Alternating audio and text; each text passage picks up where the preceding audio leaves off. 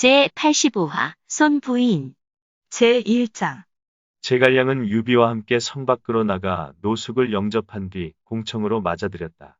서로 간의 인사가 끝나자 노숙이 먼저 입을 열었다. 주공께선 조카분이 세상을 떠났다는 소식을 들으시고 저에게 특별히 예물을 갖추고 가서 문상을 하라고 보내셨습니다. 주도도께서도 유황숙과 제갈 선생께 안부를 전해달라고 2번, 3번 당부하셨습니다. 그 말에 유비와 제갈량은 몸을 일으켜 고맙다는 인사를 했다. 그리고 예물을 받아들인 뒤 술자리를 마련하여 노숙을 대접했다. 노숙이 다시 말했다. 지난번 황숙께선 공자가 안 계시게 되면 형주를 돌려주겠다고 하셨는데 이제 공자가 세상을 떠났으니 돌려주시리라 믿습니다. 언제쯤 넘겨받을 수 있겠는지요? 유비가 술잔을 내밀며 말했다. 우선 한 잔 드시오. 나도 상의할 일이 있으니. 노숙은 하는 수 없이 유비가 권하는 술잔을 몇 잔 받아 마셨다. 그런 뒤 다시 그 일을 채근했다. 그러자 유비가 뭐라 대답하기도 전에 제갈량이 정색을 하고 나섰다. 자경도 참으로 딱하십니다. 그런 것을 꼭 말로 해야 아시겠습니까?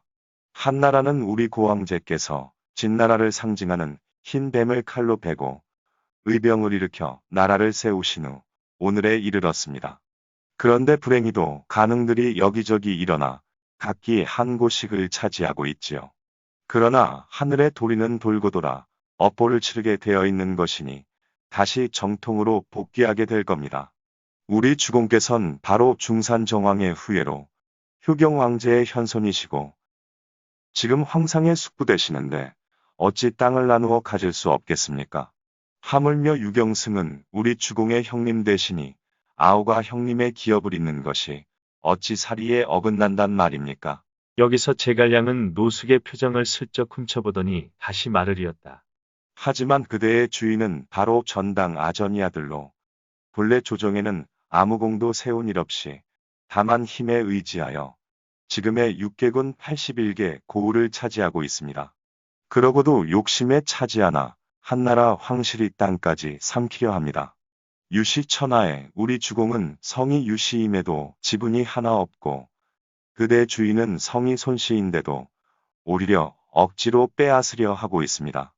또한 적벽대전에서도 우리 주공께선 많은 고생을 하셨고 여러 장수들도 모두 명령에 따라 움직였으니 그 승리가 어찌 당신네 동호의 힘만이었겠습니까? 만일 내가 동남풍을 빌리지 않았다면 주유가 어찌 반푼어치의 공이나마 세울 수 있었겠습니까? 만일 그 싸움에서 강남이 깨졌다면 대교와 소교가 조조의 동작궁에 잡혀갔음은 말할 것도 없고 공의 가설조차도 온전치 못하였을 것입니다. 아까 우리 주공께서 즉시 대답하지 않으신 것은 자경께서 이름 높은 선비이시라 구구하게 설명할 것이 없다고 여기셨기 때문인데 공은 어찌 그리 앞뒤를 살피지 못하시는지요? 제갈량이 일장연설을 끝내자 한동안 말이 없던 노숙이 다시 입을 열었다. 공명의 말씀이 이치에 맞지 않는 것은 아니나 이 노숙의 입장이 매우 난처하게 되었소이다. 난처할 게 뭐 있습니까? 지난날 유황숙이 당양에서 어려움을 겪으실 때 공명을 데리고 장강을 건너가 우리 주공을 만나 뵙게 한 것도 나였고 그 뒤 주도독이 군사를 일으켜 형주를 취하려 하였을 때 이를 막은 것도 나였소. 또 유기공자가 세상을 뜨면 형주를 돌려줄 것이라며 설득한 것도 나였는데 이제 와서 전에 한 말을 이행하지 않으면 내가 돌아가서 어찌 보고를 드릴 수 있겠소이까. 우리 주공과 주도독은 반드시 죄를 물을 것이요. 나야 죽는다 쳐도 한스러울 것이 없지만 공우를 성나게 하여 전쟁이 일어나지 않을까 두려울 따름이요. 그리되면 유황숙께서도 형주의 편히 앉아 계실 수만은 없고 오히려 천하의 웃음거리가 될 것이오에라. 표현은 점잖았지만 동호가 전쟁을 일으킬지도 모른다는 말로 압박하자 제갈량은 이렇게 답변했다. 조조가 100만 대군을 거느리고 황제의 이름까지 앞세우며 왔어도 나는 눈 하나 꿈쩍하지 않았습니다. 하물며 한낱 애송이 같은 주유를 어찌 두려워하겠습니까? 만일 선생의 체면 때문에 곤란하시다면 내 주공께 말씀드려 약조문서를 하나 써드리지요. 잠시 형주를 빌려 지내다가 우리 주공께서 다른 지역을 얻게 되면 형주를 동호에 즉시 돌려주겠다는 내용으로 말입니다.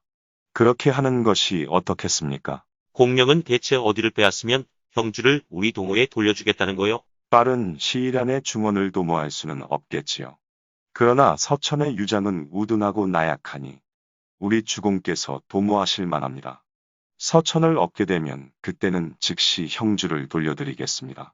노숙은 어쩔 수 없이 제갈량의 제안을 받아들이기로 했다. 그러자 유비가 친필로 문서를 한 장 작성하여 수결을 놓았다. 수결이란 금일의 서명 같은 것이다. 제갈량도 보증인으로 나란히 수결한 뒤에 말했다. 나는 황숙의 집안 사람이니 어찌 자기 집안일의 보증이 되겠습니까? 번거롭지만 자경 선생도 수결을 놓으십시오. 그래야 돌아가 오후를 뵐 때 문서를 내놓기가 좋을 것입니다. 황수께서는 어질고 의로운 분이시기 때문에 약속을 어기지 않으실 것으로 믿습니다. 노숙은 그렇게 말한 뒤 수결하고 문서를 받아 품에 넣었다. 오래자나 술자리가 파하자 노숙은 작별 인사를 고했다. 유비와 제갈량은 나루터까지 나가 그를 전송했다. 배에 오르는 노숙을 붙잡고 제갈량이 다시 한번 당부했다. 자경께서 돌아가 오후를 뵙거든 잘못된 생각을 하지 않도록 잘 설명드려 주십시오. 만약 우리가 만든 문서를 받아들이지 않으시면 나도 안면을 바꾸어 81개 고을을 모조리 빼앗아 버릴지도 모르겠습니다. 그러나 지금은 양쪽 집안의 화목이 필요한 때이니 조조의 웃음거리가 되지 않아야겠지요. 알겠소. 노숙이 고개를 끄덕이며 배에 올랐다. 형주를 떠난 그는 먼저 시상현으로 가서 주유부터 만났다. 그를 기다리고 있던 주유가 다급히 물었다. 그래 형주에 갔던 일은 어찌 되었소? 여기 받아온 문서가 있습니다. 노숙은 유비가 써준 문서를 품에서 꺼내 주유에게 건넸다. 이를 받아본 주유는 발을 굴렀다. 아, 또 제갈량의 꾀에 넘어갔구려. 명색이 땅을 빌린다는 것이지 사실은 어물쩍 넘어가겠다는 수작 아니오. 서천을 취하면 형주를 돌려주겠다지만 어느 세월에 서천을 취할지 어찌 안단 말이오. 가령 10년이 지나도록 서천을 취하지 못하면 10년이 지나도록 안 돌려준다. 이따위 문서가 무슨 소용이 있다고 보증까지 서셨소이까. 그들이 돌려주지 않으면 그 책임은 반드시 자경에게 미칠 것이오. 주공께서 죄를 물으시면 그땐 어찌하시겠소. 이 말을 듣자 노숙은 한동안 멍하니 있다가 말했다. 유비가 나를 저버리질 않을 것입니다. 자경이야 성실한 분인 걸 나도 알지만 유비는 사납고 용맹한 부류이고 제갈량은 간사하고 교활한 부류라 아마 선생의 마음 같지는 않으리다. 그럼 이 일을 어찌하면 좋겠습니까? 자경은 내 은인이요. 예전에 곡물 창고를 통째로 지정해주며 가져가라던 정을 생각하면 어찌 구해드리지 않을 수 있겠소. 우선 마음 놓고 며칠 머물러 계시오. 강북으로 보낸 세작이 돌아오면 무슨 수가 생기리다. 마음이 불안한 노숙은 안절부절 못했다. 며칠 후 강북으로 보낸 세작이 돌아와서 그곳 정세를 보고했다. 형주성 안에는 300깃발을 세워놓고 법회를 열고 있었습니다. 성 밖에는 새 무덤을 만들고 군사들도 모두 상복을 입고 있었습니다. 주유가 놀라 물었다. 누가 죽었단 말이냐? 유비의 간부인이 죽었습니다. 그러자 주유가 무릎을 치며 노숙에게 말했다. 묘수가 생각났어. 이제 유비를 옴짝달싹 못하게 붙잡고 손바닥 뒤집듯 형주를 얻을 방법이 생각났소이다. 노숙이 물었다. 대체 어떤 묘수입니까? 주유가 만면에 웃음을 띠며 말했다. 유비가 상처하였으니 반드시 후치를 드릴 것이오. 그런데 주공께 누이 동생이 한 분 계시단 말이오. 천성이 억세고 사나워 시녀 수백 명이 늘 칼을 차고 다니게 할 뿐 아니라 방하는 병장기들로 가득 차 있다 하오. 남자라도 그렇게까지 하지는 못할 것이오. 내 지금 주공께 글을 올려 중매설 사람을 형주로 보내도록 할 생각이오. 그가 유비를 설득하여 장가들로 오라고 말이지요. 속임수에 넘어가 남서성으로 오면 아내를 얻기는커녕 옥에 갇히게 될 거고 그리 되면 사람을 보내 유비와 형주를 맞바꾸자고 할 것이오. 그들이 형주 지역을 돌려주면 또 다른 생각이 있으니 자경의 신상엔 아무 일도 없을 것이오. 도도 감사합니다. 노숙은 절하며 고마워했다. 주유는 즉시 손권에게 보내는 서차를 써서 노숙에게 주고 빠른 배를 태워 동호의 서울인 남서로 보냈다. 노숙은 손권을 뵙자 먼저 유비가 형주를 빌리려 한다는 이야기를 들려주고 문서를 바쳤다. 이를 읽어본 손권은 대뜸 화를 내며 말했다. 어찌 이를 이처럼 흐리멍덩하게 하시오. 대체 이따위 문서를 어디다 쓰겠소이까? 노숙은 손권의 책망에 주눅 들지 않고 품에서 다른 서차를 꺼냈다. 실은 주도독의 생각도 같았습니다. 그래서 여기 따로 올리는 글이 있으니 주공께서 여기 적힌 계책대로 하시면 형주를 얻으실 수 있을 것입니다. 손권은 그 글을 받아 읽어보더니 고개를 끄덕이며 속으로 기뻐했다. 누구를 보낸다? 곰곰 생각하다 문득 생각났다는 듯이 중얼거렸다. 여범이 아니면 안 되겠구나. 그리고는 즉시 책사 여범을 불러 일렀다. 요사이 듣자니 유연덕이 부인을 잃었다고 하오. 내게 누이 동생이 하나 있는데 유비와 짝을 지어주고 싶소. 그래서 두 집안이 사돈을 맺어 한마음으로 조조를 무찌르고 한나라 황실을 붙들고자 하오. 그대가 아니고선 중매설 사람이 없어. 그러니 즉시 형주로 가 중신을 서주기 바라오. 그리하지요. 여범은 그날로 배를 준비하여 종자 서너 명을 데리고 형주로 떠났다. 제2장. 한편 간부인을 잃고 밤낮 슬픔에 젖어있던 유비는 오랜만에 제갈량과 마주 앉아 간부인의 지난날을 되새기고 있었다. 그때 문득 사람이 들어와서 아뢰었다. 동호회에서 자영 여범이 왔습니다. 그 말을 들은 제갈량이 빙그레 웃으며 말했다. 이는 주유의 계책일 것입니다. 필시 형주 문제로 온 것일 테지요. 제가 병풍 뒤에 숨어 엿듣겠사오니 그가 무슨 말을 하든 주공께선 다 받아들이십시오. 그런 다음 그를 객관에 보내 쉬게 하고 저와 따로 상의하시지요. 그리고는 병풍 뒤로 가서 몸을 숨겼다. 유비는 곧 여범을 청해드리라고 했다. 이윽고 여범이 안에 들어오자 두 사람은 서로 예를 표하고 자리에 앉아 차를 마셨다. 유비가 먼저 물었다. 자영께서 오셨으니 필시 할 말이 있으시겠군요. 제가 요사이 들으니 황숙께서 짝을 이루셨다던데 얼마나 상심이 크시겠습니까? 죽은 아내의 일로 이리 찾아주시니 고맙소이다. 사람의 명은 하늘에 달린 것이니 누구를 원망하리이까. 하오나 안주인의 자리를 오래 비워둘 수는 없지요. 마침 좋은 신부감이 있어 염치불구하고 일부러 중매를 서러 왔습니다. 황숙의 뜻은 어떠하신지요? 중년의 아내를 잃으니 몹시 불행한 것은 사실이오. 허나 아내의 시신이 아직 식지도 않았는데 어찌 장가들 일을 입에 올릴 수 있겠소. 그러자 여범이 작심한 듯 말하기 시작했다. 사람에게 아내가 없다는 것은 집에 대들보가 없는 것과 진배 없는 일입니다. 그러니 어찌 중도에 그런 불완전한 삶을 살 수 있겠습니까? 마침 우리 주공 오우께는 누이 동생이 한 분 계신데 아름답고 어지러서 부인으로 맞으시기에 모자람이 없을 것입니다. 만일 두 집안이 옛 진나라와 진나라가 그랬듯이 혼인으로 동맹을 맺는다면 조조가 감히 동남쪽을 똑바로 쳐다보지도 못할 것입니다. 이는 집안과 나라 양쪽에 이로운 일이니 황숙께선 딸리 의심하지 마십시오. 다만 우리 국태님께서 어린 따님을 너무 사랑하시어 멀리 시집 보내는 것을 허락지 않으시니 부디 황숙께서 동호로 오시어 혼례를 치르셔야 할 것입니다. 이 말을 듣고 유비가 물었다. 오후도 이 일을 알고 계시오. 물론입니다.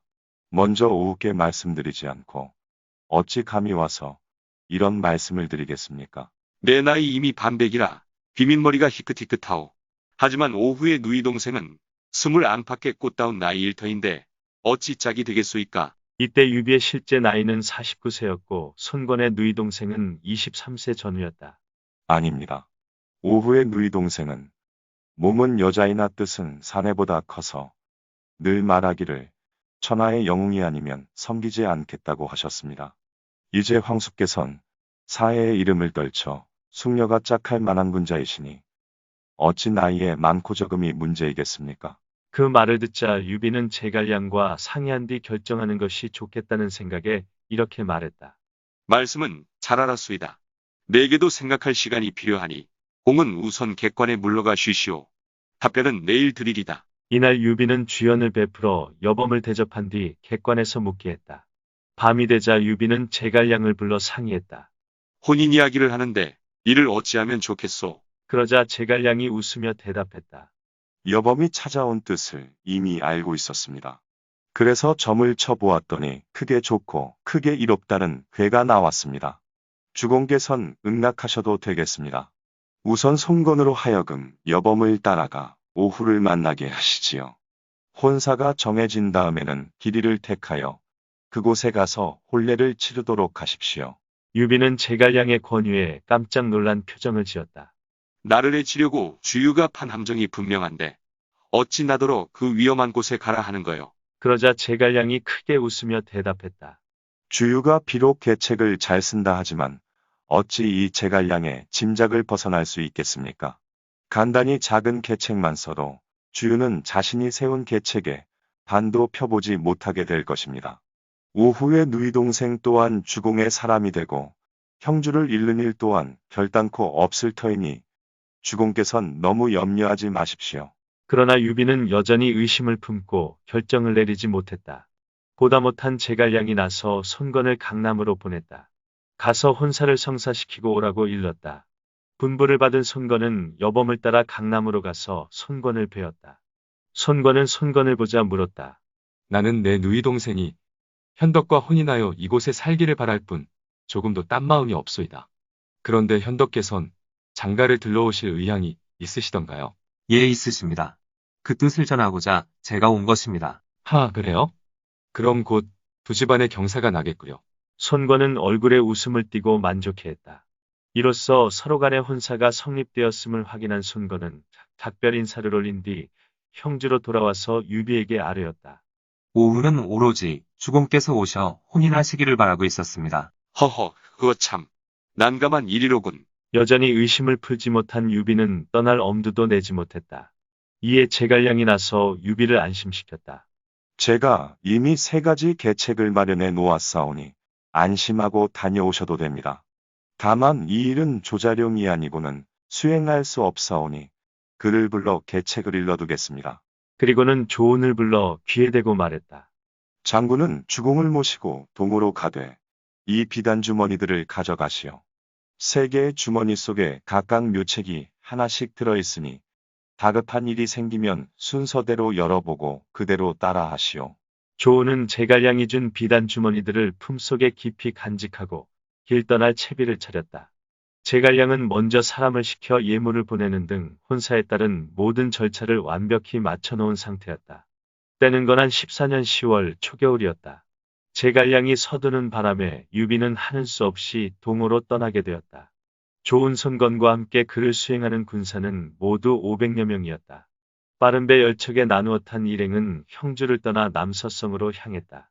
형주의 일은 모두 제갈량에 맡기고 억지 춘향으로 장가들러 가는 길이었다. 그런 유비는 마음이 내키지 않아 불만스럽고 한편으로는 불안한 기색이었다. 이윽고 일행을 태운 배들이 남서에 도착했다. 강기슬게 배가 닫자 조은이 말했다. 군사께서 3가지 묘책을 순서대로 행하라고 하셨습니다. 이제 목적지에 도착하였으니 우선 첫 번째 비단 주머니를 열어 계책을 알아봐야겠습니다. 그리고 비단 주머니를 열어 계책을 읽어보더니 즉시 500명의 수행군사들에게 이러저러하게 하라고 계책을 일러주었다. 명을 받은 군사들이 물러가자 조은이 유비에게 권했다. 주공께선 먼저 교국로를 찾아뵈시죠. 조은이 만나보라고 한 교국로는 손책의 미망인인 대교와 주유의 부인 소교의 아버지로 남서성에 살고 있었다. 유비는 수하들에게 양을 끌고 술동이를 매게 하여 교국로를 찾아갔다. 그리고 인사를 올린 뒤 여범의 중매로 장가들러 왔다는 이야기를 드렸다. 호, 천하영웅 현덕이 손아가씨의 신랑이 된단 말이오. 교국로는 놀라면서도 유비를 축하해 주었다. 한편 조은의 지시를 받은 500명의 수행군사들은 경축한다는 의미의 붉은 비단 옷을 입고 남군 저작거리를 돌아다니며 이것저것 물건들을 사들이면서 유비가 동호에 장가들러 왔다고 한껏 소문을 내는 바람에 성 안의 모든 사람들이 그 사실을 알게 되었다.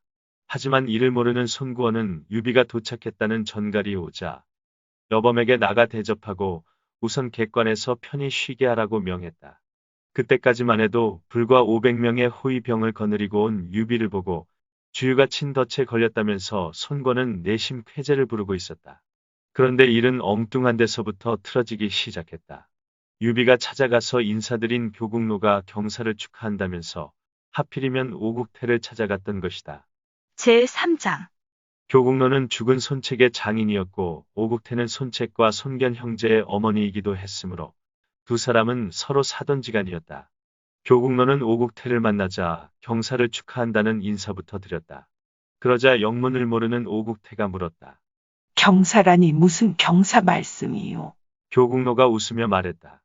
따님을 유현덕에게 시집 보내기로 하여 현덕이 이미 이곳에 와 있는데 어찌 이 사람을 속이려 드십니까? 오국태가 뜨악한 표정을 지었다. 이 늙은이는 모르는 일이라서요. 그녀는 한편으론 손구원에게 사람을 보내 사실 여부를 물어보도록 하고 다른 한편으론 저작거리로 사람들을 내보내 소문의 진상을 알아보게 했다. 잠시 후 저작거리로 나갔던 사람들이 돌아와서 아뢰었다. 소문은 사실이었습니다. 사윗감은 이미 와서 객관에 쉬고 있고 그를 수행해온 500명의 군사는 모두 성 안에 들어와 돼지와 양을 사들이고 말린 과일들을 잔뜩 구입하여 혼례를 준비하고 있었습니다. 여자 집안에서 중매를 선 사람은 여범이고 남자 집안에서 중매를 선 사람은 손구원이라 하는데 모두 객관에 함께 머물고 있다 합니다. 오국태는 화들짝 놀랐다. 잠시 뒤 후당으로 들어오는 손구원을 보자 그녀는 가슴을 두들기며 통곡하기 시작했다. 이에 손건이 놀라 물었다. 어머님 대체 무슨 일로 이리 속을 끓이십니까? 오국태가 말했다. 내가 이렇듯 무시를 당하다니 더 살아서 무엇하겠느냐. 내 언니가 돌아가실 때 내게 뭐라 분부하시더냐. 나를 무시하라고 하시더냐. 오국태는 언니 오부인과 함께 손건의 아버지인 손견에게 시집을 왔었다. 이 때문에 손건의 생모인 오부인을 대신하여 손건을 기른 오국태는 이모이면서 동시에 어머니이기도 했다. 죽은 생모의 유언까지 꺼내는 오국태를 보고 손건은 황망히 말했다. 어머님, 하실 말씀이 있으면 분명히 하세요. 무엇 때문에 이리 서러워하시는지. 계집아이가 크면 시집 가는 것은 고금의 이치이다. 그러나 내가 네 어미가 되었으니 그런 일은 내게 물어보고 명을 받아야 할 터인데 너는 유현덕을 매부로 삼으면서 어찌 내게는 한마디 상의도 없느냐. 그 아이는 내 누이 동생이지만 내가 낳은 딸이니라. 손건이 쏘스라치게 놀라 물었다. 어머님은 어디서 그 소리를 들으셨습니까? 오국태가 말했다. 모를래야 모를 수가 없지. 성한 백성 가운데 모르는 사람이 없는데 어찌 나만 속이려 드느니야.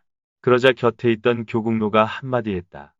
이 늙은이도 안지가 꽤 여러 날이라 오늘 일부러 축하드리러 온 것이오. 이에 손건은 할 수 없이 사실대로 털어놓았다. 아닙니다.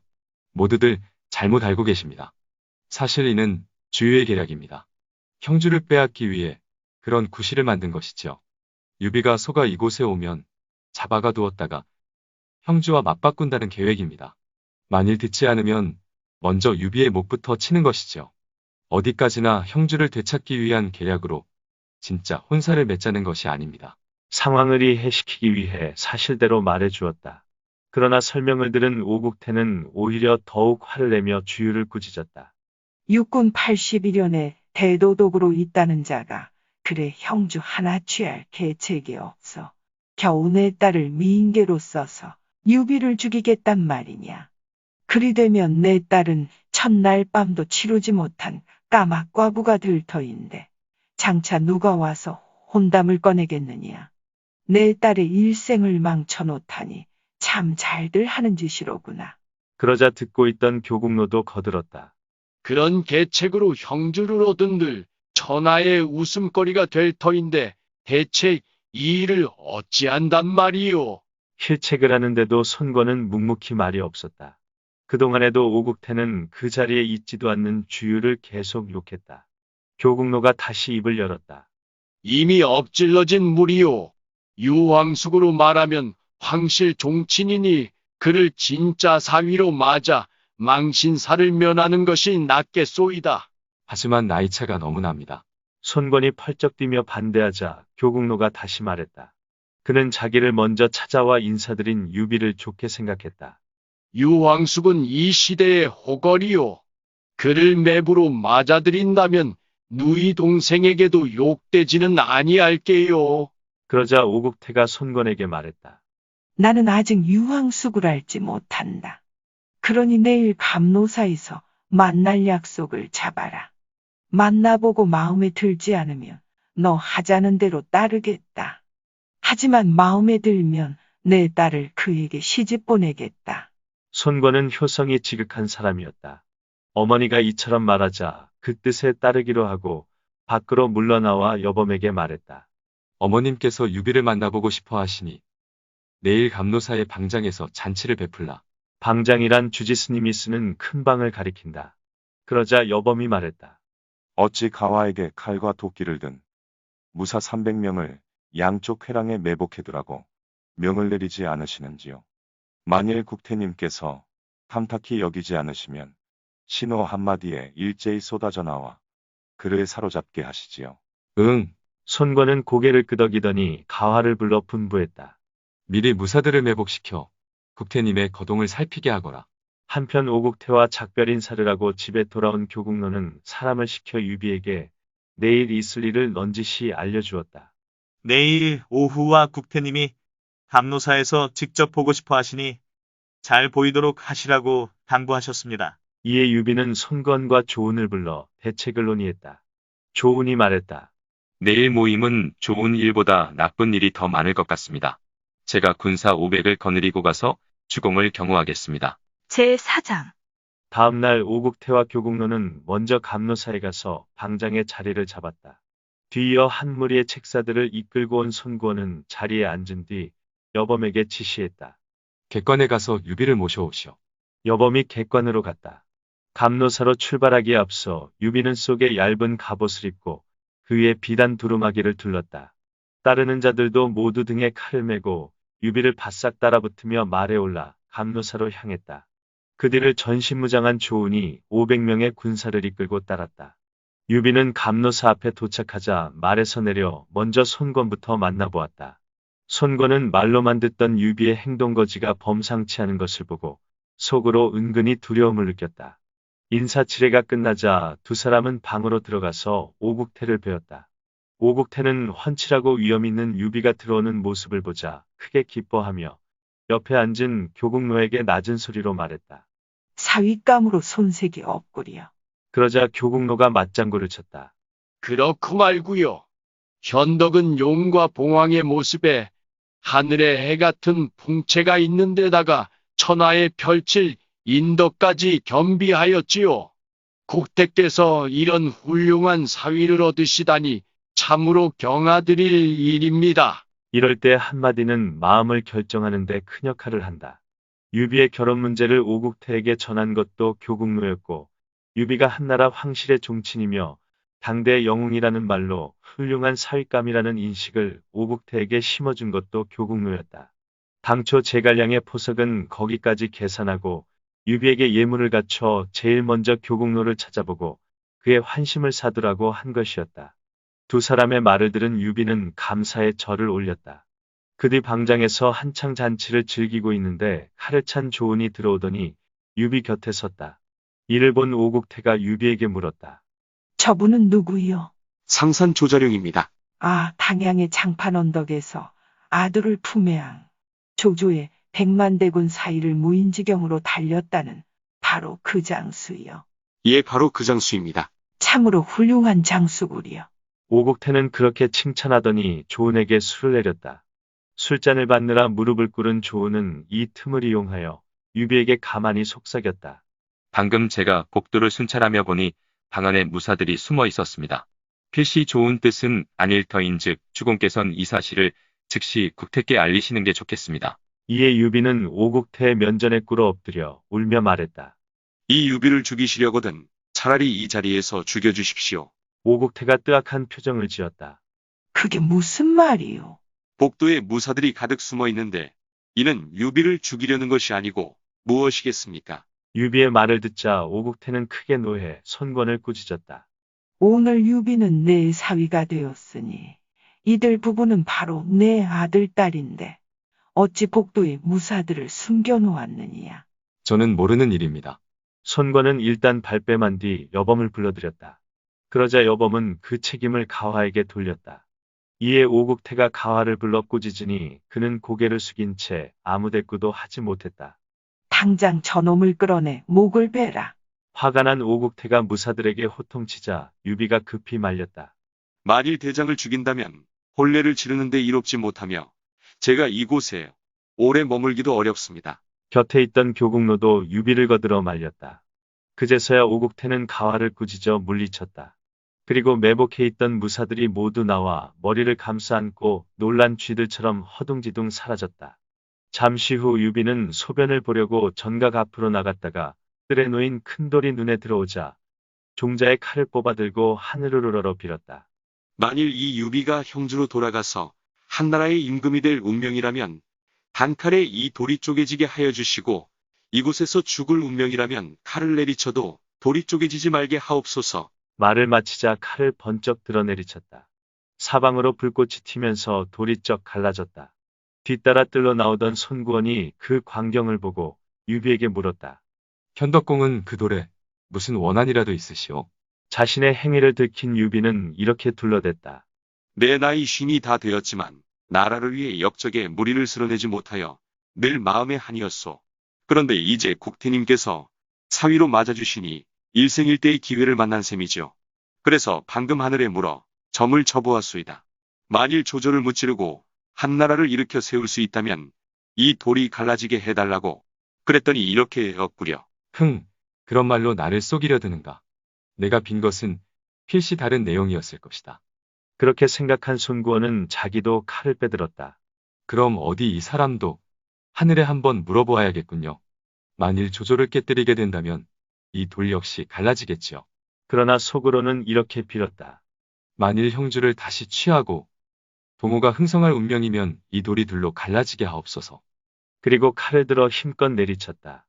큰 돌은 역시 반으로 쪼개졌다. 이날 두 사람이 자른 돌은 지금도 감로사 뜰에 남아있는데 유비와 손권의 소원이 담긴 유적을 보고 뒷사람은 이렇게 읊었다. 보검을 내리치자 산돌이 쪼개지고 쇳소리가 나면서 불꽃이 튀었더라. 두 왕조의 흥성은 하늘의 뜻이기에 이로부터 천하는 셋으로 나뉘노나. 유비와 손권 두 사람은 칼을 버리고 천안매부의 사이로서 손을 잡은 채 자리로 돌아왔다. 다시 술잔이 몇 순배 돌아가자 손권이 눈짓했다. 유비가 그 뜻을 알아차리고 자리에서 일어나 돌아갈 뜻을 밝혔다. 술기운을 이기지 못하여 나는 이만 물러가겠소이다. 손권이 절 앞까지 배웅 나가자 그와 함께 나란히 서서 한동안 강산의 경치를 감상하던 유비가 감탄사를 내뱉었다. 과연 천하제일의 강산이구려. 이후 천하제일강산이라 새겨진 비석이 감로사 뜰에 놓이게 되었는데 이 비석을 보고 뒷사람은 다음과 같이 읊었다. 강산의 비계이자 푸른 산 드러나니 근심은 사라지고 즐거움 넘치노나. 지난날 영웅들이 눈길을 주었던 곳. 절벽은 옛날처럼 풍파 맞고 서 있네. 두 사람이 보고 있자니 강바람은 가없이 불어왔고 큰 파도는 흰 눈덩이를 굴리는 듯했으며 흰 물결은 하늘을 찌르듯이 솟구쳤다. 그런 파도 속에 갑자기 나뭇잎 같은 배 한 척이 나타나더니 강위를 마치 평지 달리듯 헤쳐나가는 모습이 눈에 들어왔다. 유비는 자기도 모르게 탄성을 질렀다. 아, 남쪽 사람들은 배를 잘 타고 북쪽 사람들은 말을 잘 탄다더니 그 말이 사실이었구려. 이 말을 들은 손권은 속으로 생각했다. 유비의 말은 내가 말을 잘 타지 못한다고 조롱하는 것이었다. 그리고는 즉시 좌우에 명하여 말을 끌고 오라 명했다. 이윽고 말이 끌려오자 몸을 날려 마리로 뛰어오르더니 쏜살같이 산 아래로 내려갔다가 다시 채찍질하며 위로 올라왔다. 그리고 웃으며 유비에게 말했다. 이래도 강남 사람들이 말 타기에 능하지 못하다고 하실 건가요? 그러자 이번에는 유비가 옷자락을 걷으며 휙 말 위로 뛰어오르더니 나는 듯이 산 밑으로 내려갔다 다시 올라왔다. 산비탈에 말을 멈추고선 두 사람은 채찍을 든 채 서로 마주보며 크게 웃었다. 이후 그곳 지명을 말을 세운 비탈 곧 주마파라 부르게 되었는데 이를 두고 뒷사람은 다음과 같이 읊었다. 용 같은 말을 달려 기계를 높이면서 나란히 곱비 잡고 사나보던 두 사람. 동호와 서쪽 땅에 각기 나라 세우니 세월은 흘러가도 주마파는 남았구나. 그날 두 사람이 말머리를 나란히 하여 돌아오자 남서성의 백성들 가운데 이를 축하하지 않는 사람이 없었다. 유비는 객관으로 돌아와 손건과 상의했다. 그러자 손건이 말했다. 주공께서는 교국로에게 청하여 하루빨리 혼례를 치르도록 하십시오. 그래야 다른 일이 생기지 않을 것입니다. 이 건의에 따라 유비는 다음날 교국로의 집을 다시 찾아갔다. 말에서 내리자 교국로가 나와 맞아들였다. 예를 마치고 내온 차를 마시고 나서 유비가 먼저 말했다. 강동 사람 가운데 절을 지려는 사람이 많아 오래 머물 수 없을 것 같습니다. 교국로가 말했다. 하지만 현덕은 안심하시오.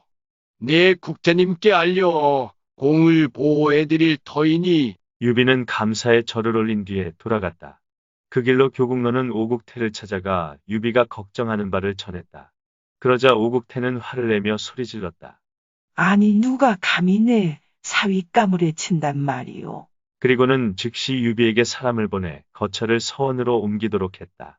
그리고 잠시 그곳에 머물고 있으면 좋은 날을 받아 혼례를 치르겠다는 말을 전하도록 했다. 이 같은 전가를 받은 유비는 곧 오국태를 찾아뵙고 아뢰었다. 저 혼자 서원에 와 있자니 조은이 밖에 있어 불편하고 또 군사를 관리할 사람도 없어 걱정입니다. 오국태는 모두 자신이 살고 있는 부중으로 옮겨 편히 쉬라는 분부를 내렸다. 객관에 떨어져 지내다가 변을 당하는 일이 없도록 하려는 배려였다. 유비는 크게 기뻐했다. 며칠 지나지 않아 큰 잔치가 열린 부중에서 유비는 젊고 아름다운 손권의 누이 동생과 혼례를 치렀다. 정사에는 전해지지 않으나 민간에 전승되는 누이 동생의 이름은 손상향이고 삼국지연이가 잘못 인용한 이름은 손인이며 다른 자료에는 손인원 또는 효희라는 이름도 보인다. 날이 저물고 손님들이 모두 흩어지자 유비는 양쪽으로 밝힌 붉은 촛불들을 지나 신방으로 인도되었다. 그런데 방에 들어서니 밝은 등불 밑에 창칼만 가득 차 있었다. 게다가 신부를 모시는 시녀들까지도 모두 검을 차거나 칼을 매단 채 수백 명이 양쪽으로 쭉 늘어서 있는 게 아닌가. 유비는 놀라 넋이 나간 표정이 되었다. 읽어주는 고품격 삼국지는 다음 화도 계속됩니다. 이번 이야기를 재미있게 읽으셨다면 좋아요와 구독을 눌러주세요. 그리고 작품을 해설하는 프롤로그도 꼭 읽어주세요.